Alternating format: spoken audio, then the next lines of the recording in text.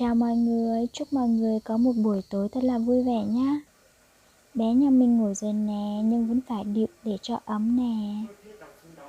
Và bây giờ mình đang chuẩn bị đun nước để thịt gà nhá. Chồng mình vừa đi làm về nè, mà giờ lại đòi ăn thịt gà. Muốn ăn thì phải thịt thôi mọi người à.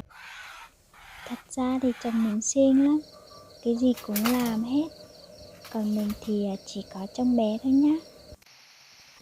Và bây giờ mình sẽ chuẩn bị cho chồng một ít muối và một cây đũa nhé.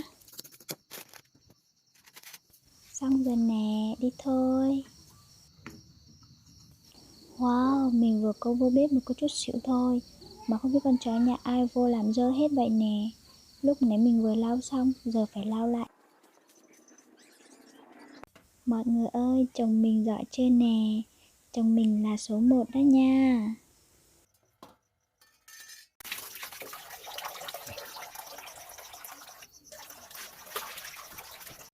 Mọi người ơi, vậy là chồng mình đã nấu chín rồi nè. Chồng mình nấu khi nào cũng ngon luôn nha.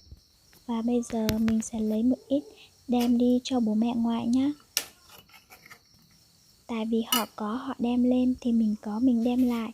Như vậy mới vui phải không mọi người?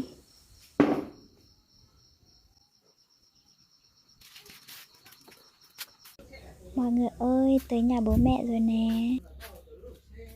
À, thì ra là họ cũng đã ăn tối đấy. Thôi mình để lên bàn luôn ha. Mọi người ơi, video của mình tới đây thôi nhá.